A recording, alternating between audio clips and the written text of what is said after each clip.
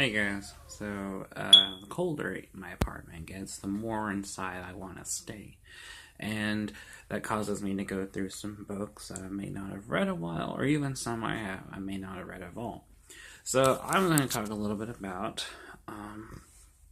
some comics that I have, published by the late great Eclipse Comics, which was a company started in roughly around the late 70s and ran into about the early 90s, and they published a wide variety of stuff.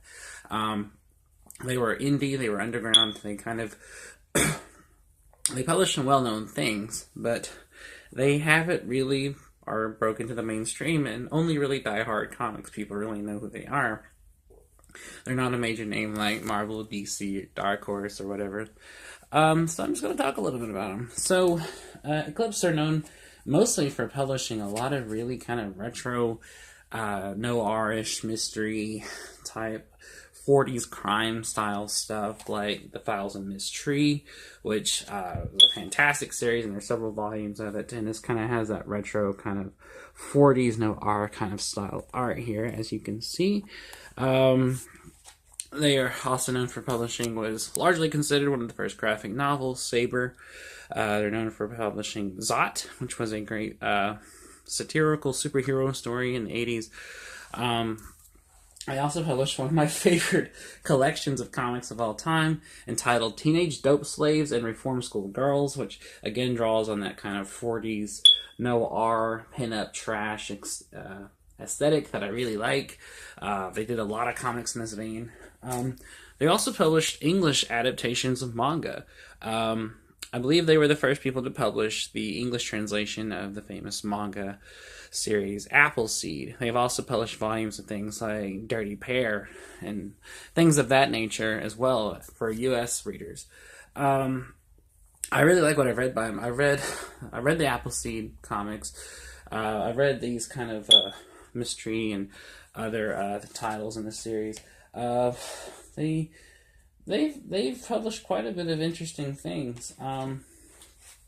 Like a list of some of their things would include things like Night Music by P. Greg Russell, the great illustrator of comics, and is known for doing classical music adaptations. They also published, I believe they published Grimjack. There's a list here in the back of this one. I can actually look at some of their graphic novels. I published Miracle Men, written by Alan Moore. They published Valkyrie, Prisoner of the Past by Charles Dixon. They published some other interesting comics like Twisted Tales, Heartbreak Comics. They published some Zorro comics. They published The Great Scout by Timothy Truman, which is quite a big deal in underground comic communities. They published some interesting things as well. And they published a lot of things I never heard of that sound interesting, like The Sacred and Profane, Somerset Holmes, Air Fighters Classics. Let's see, XYR sounds interesting just on the title alone. I Am Coyote, Stuart the Rat, Detectives Inc., and a lot of other things that I've never even heard of it, but sound interesting. So their stuff is still out there. You can still find editions of things like Saber and such. You can still find English adaptations of, Appleseed and such. It's just that since Eclipse are no longer in business, some of their stuff may be a little hard to track down, but if you could easily find some of these things on Amazon or eBay, like I have. I bought these online. Definitely don't regret them. I especially love the kind of retro 1940s detective comics style that these have. But I read other things too that fall into fantasy or science fiction that they do very well. And I just really overall just recommend their stuff. They seem to know who to pick to kind of publicize and expand. And like I said, some famous names of like Alan Moore and Tim Truman have kind of passed through them. And they even published, like I said, the great P. Craig Russell. It's a shame they went out of business. I think it was a financial thing. I think they just couldn't get funding to do their stuff, which makes sense because they were more on the indie end of publishing comics, and they definitely, from their titles and the choices of things they chose to publish, definitely wanted to be out of the mainstream and just give smaller artists the limelight to kind of get their works to an audience, and I really respect them for that. So definitely check out some Eclipse stuff if you can. If you can definitely find things like that, like I said, the adaptation. Definitely check out, Teenage Dope Slaves and Reform School Girls, because that's just kitsch. It's beautiful, just great.